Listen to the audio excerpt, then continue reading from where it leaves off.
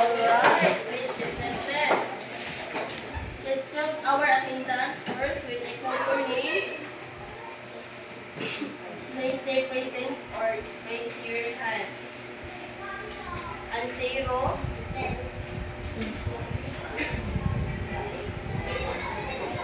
And say roll, pray. Baratas. Bartolini. Briones. Cabecenio. Present. Catarman. Comedero. Dominico.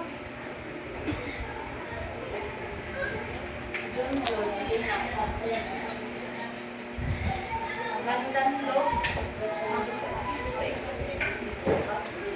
Monares. Montarde. Pinturas.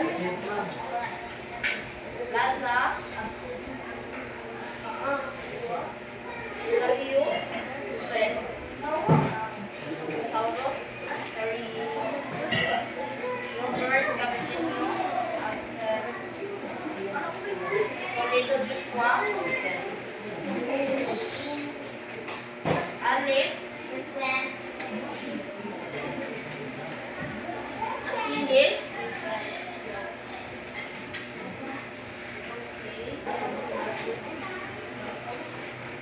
Desiree.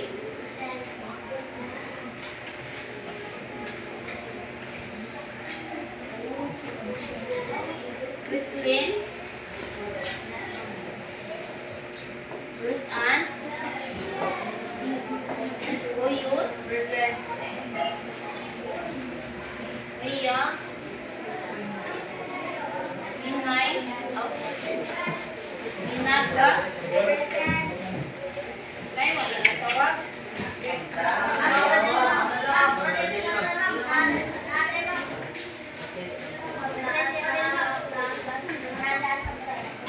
Paano lang?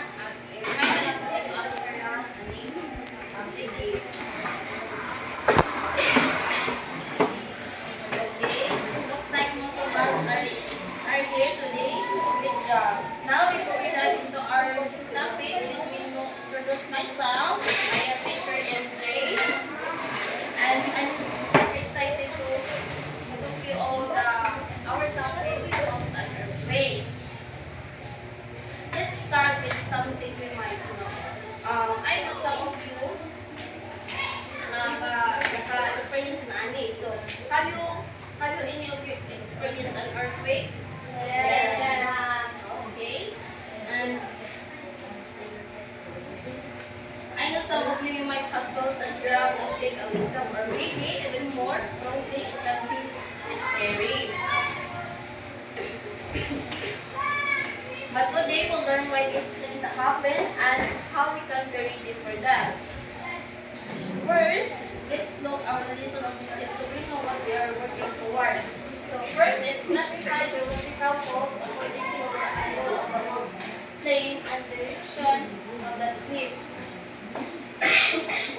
Identify the three main types of faults: normal, reverse, front slip, and describe distinguishing features. The third one, classify given fault levels based on fault plane or angle and slip direction. Then identify and explain which type of faults are most likely to occur in the Philippines and why. Name the fault types used in the Philippines and relate them to the countries people visiting. Okay.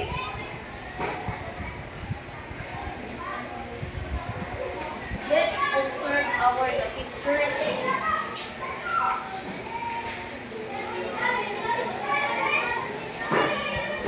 Kanang kuan i-observe ninyo ang pictures. Kanang na ako ikon some guide questions, then answer na. Na ako ikon niya. Take a good look at this group of pictures. Let me ask you some questions.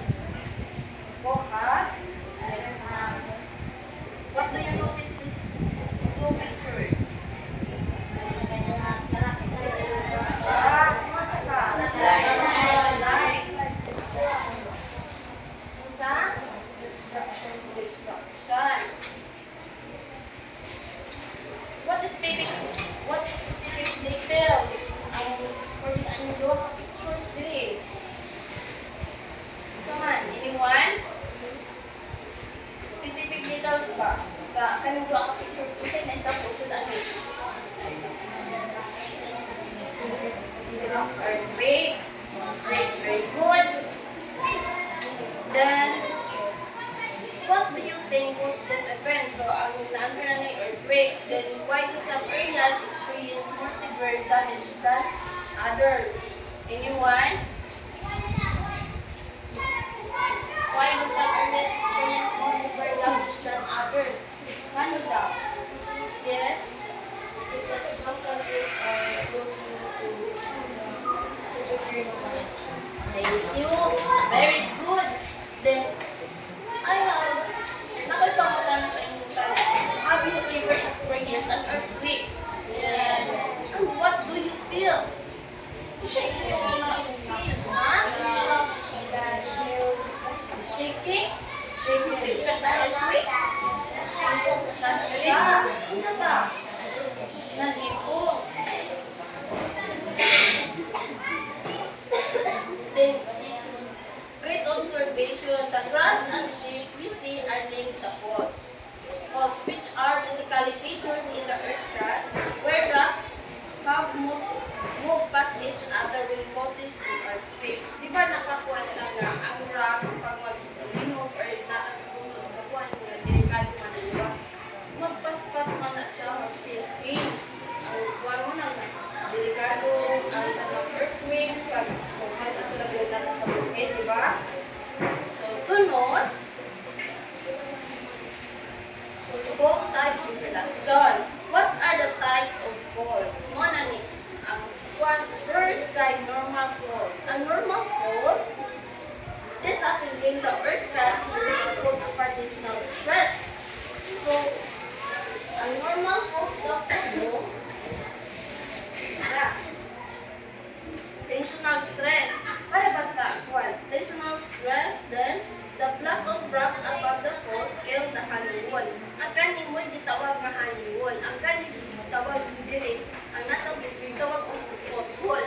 Dako ha? Okay. Sunod is reverse.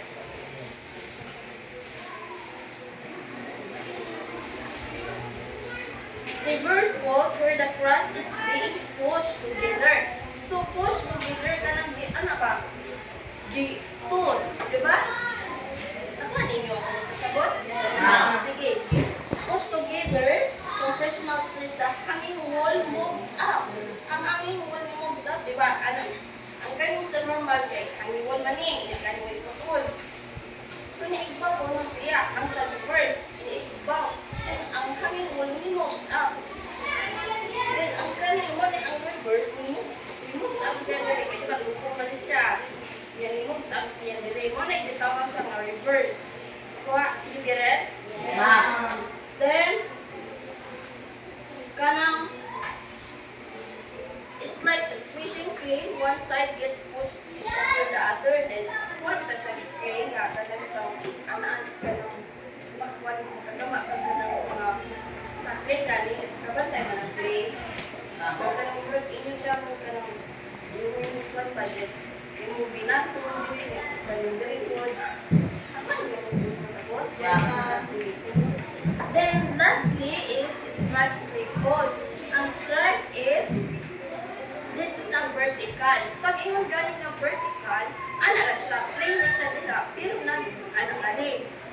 Nakuha ninyo? Ana gali siya ka na. Tawin. Vertical gani, kay gani. Ano man siya, di ba? Anak katulad ini.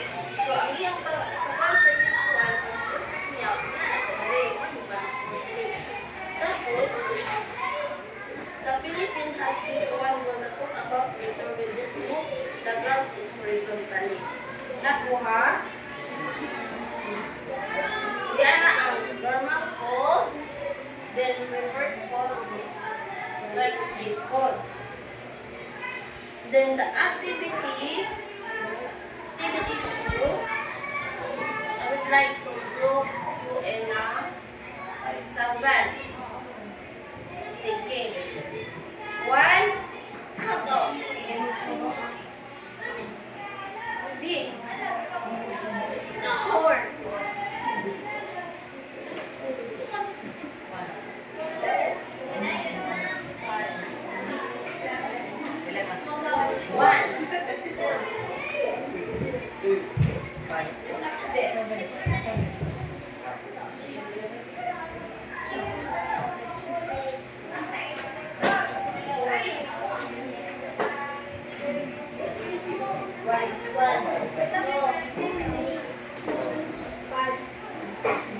Sige. Ngadto mo sa group 1, group 2, group 3, group 4, group 5, group 6, o group 7.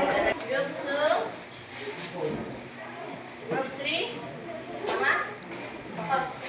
Group 7, group 6, group 5, group 4. Okay.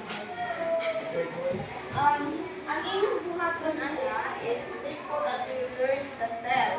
Diba, nag-discuss na ta ang bagong sa normal form. Inyo is what dira asa nga form, usa na siya form. Kwan ba? Unsa ito ka? Kani nga picture, unsa man siya? Na adira what ang answer. Nakuha? Asa lagi mo? Sa kanang kuha sa adira mo. Oh, see? Okay. In a count of 5. 1. What are we first?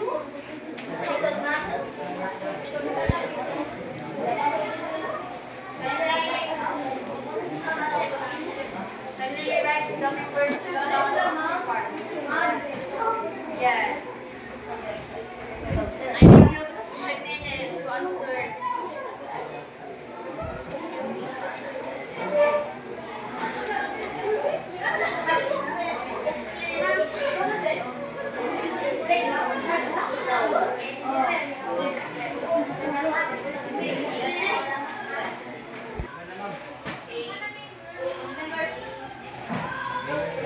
Write the numbers. Write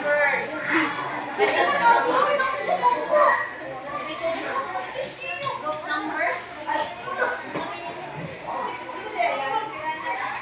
Are you done? Yes, sir.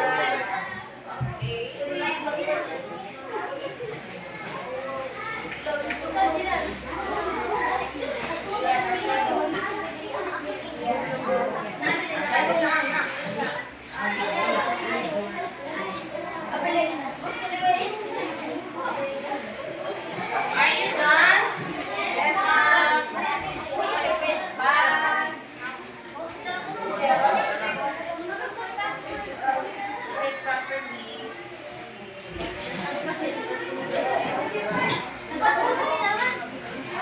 Balik dulu. Balik dulu.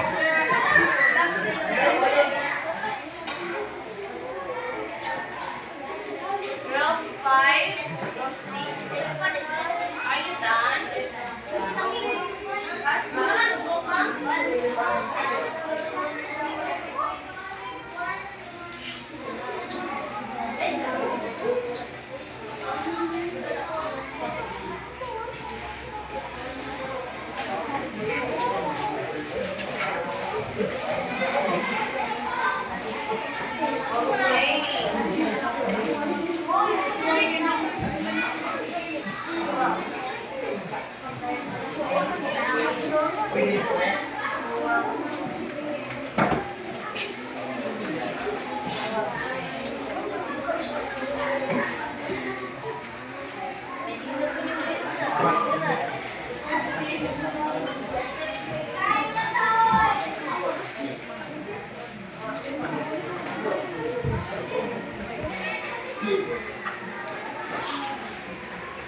So, I love mag-hotel.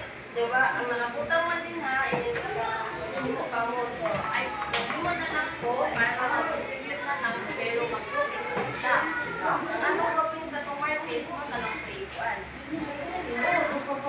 Sige.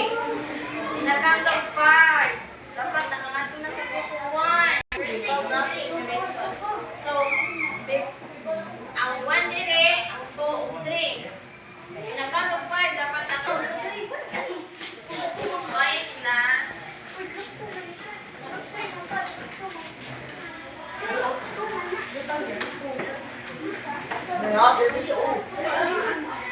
Okay. Group 1. Group 2. Group 3. Okay.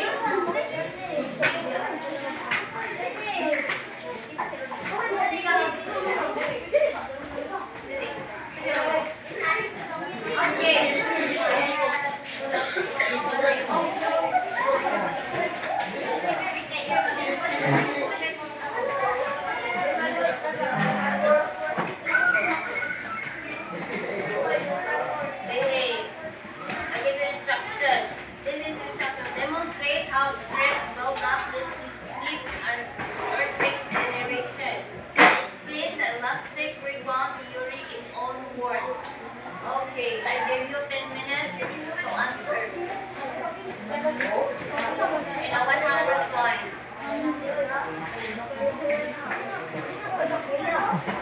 Why is okay.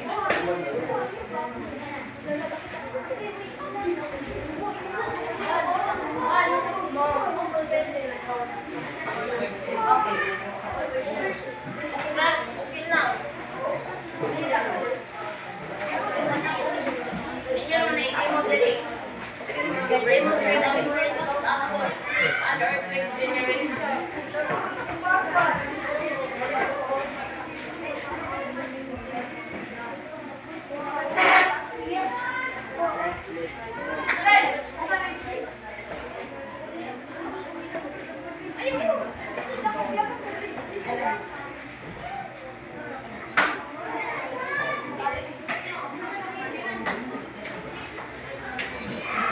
Please be seated.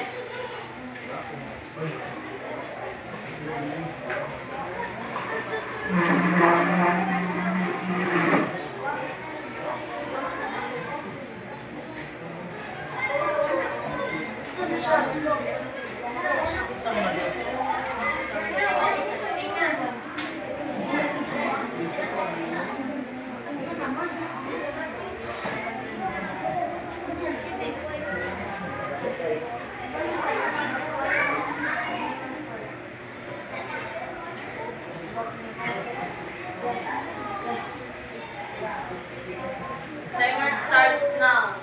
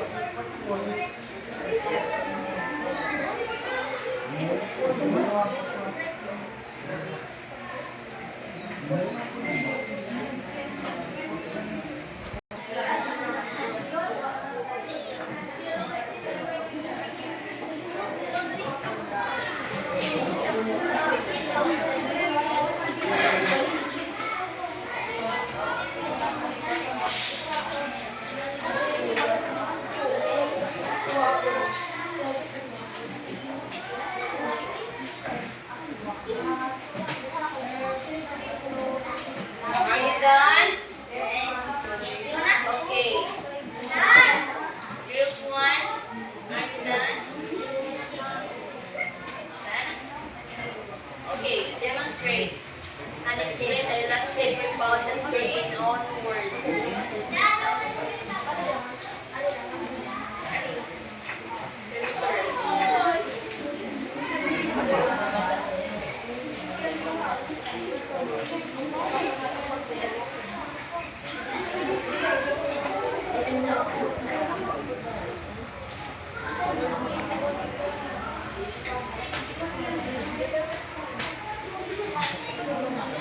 Please.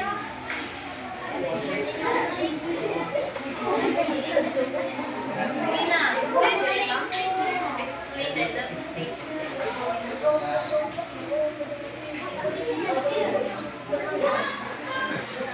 Okay, can muna. First, okay.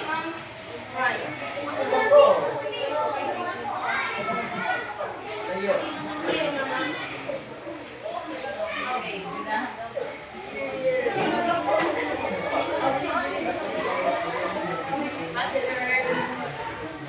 Sige na winner. Bakal. Good afternoon, everyone. The kind of ball that we receive is called reverse ball. The rocks are pushed together, and one block of rock moves upward. The one that is going up is called the hanging ball, and the one that stays still is called the football.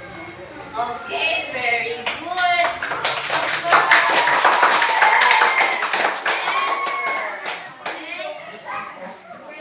Row 3. Okay, come here.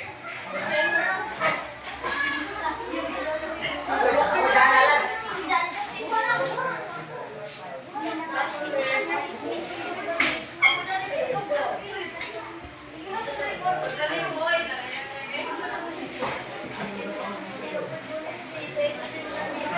Please, now you're going.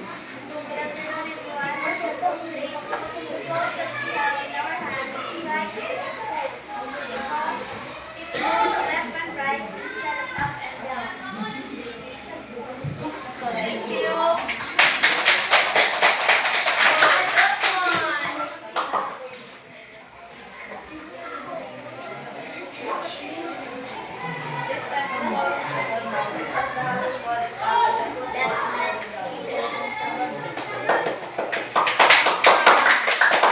Okay.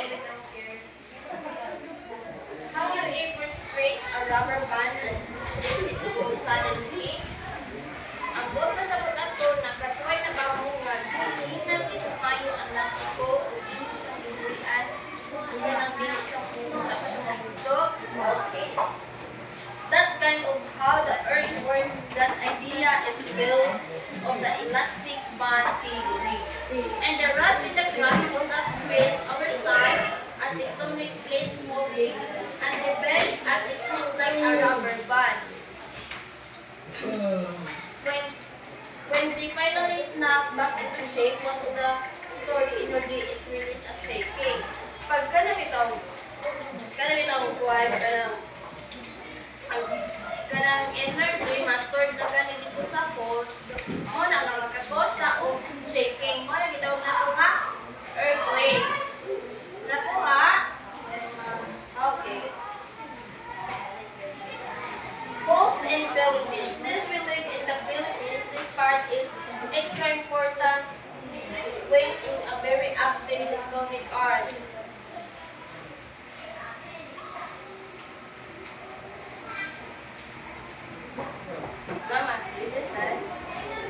Okay. Since we live in Philippines, this is part extra important when we are active in lata sa kanang tawdang kay nga active nga faults. Nagkuhan man na nakasimutin na lata sa Pilipinas kay doon ta sa Pacific Rim of Fire mo na damot na nga faults. Nakuha ninyo?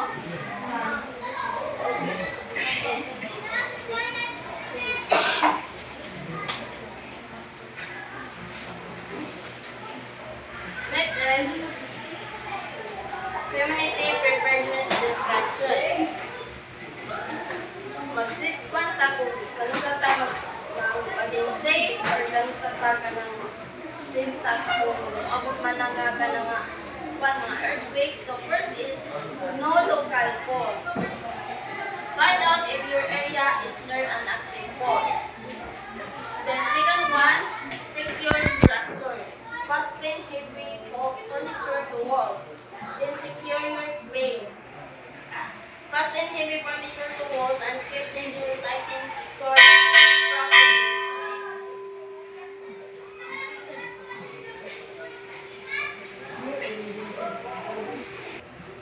Okay. Summary writing. Write a sentence summary covering how faults area classified and how faults movement cause earthquakes. Then number 3, common fault types in the Philippines under effect. And a 1/4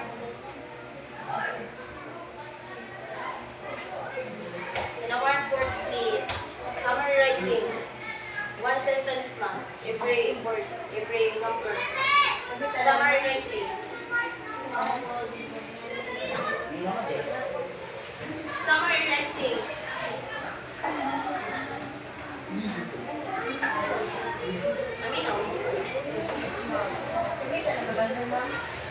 Aminaw. Yes. Individual. Yes. Okay, go back to your page. First page. Yes. When stored stress is released or rock slip.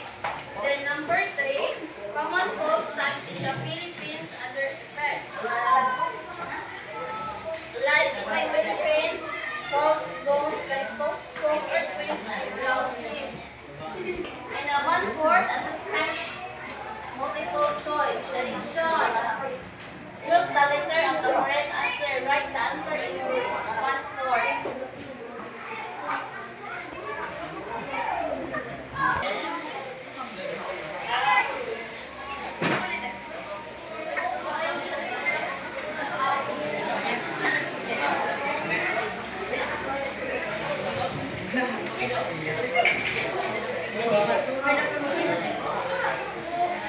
Are you done?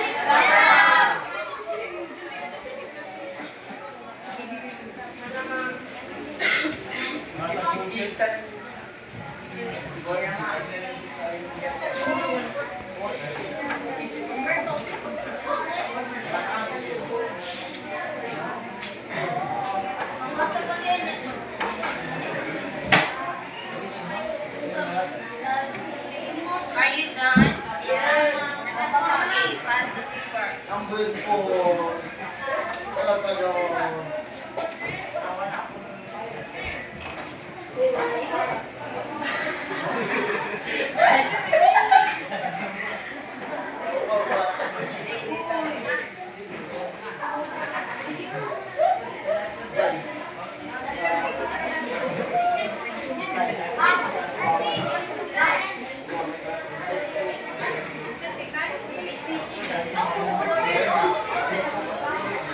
All papers here.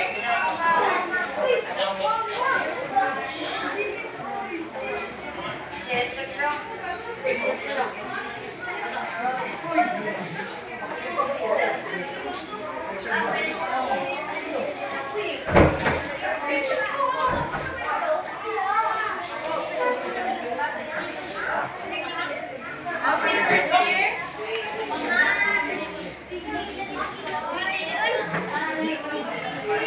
here. Okay, done.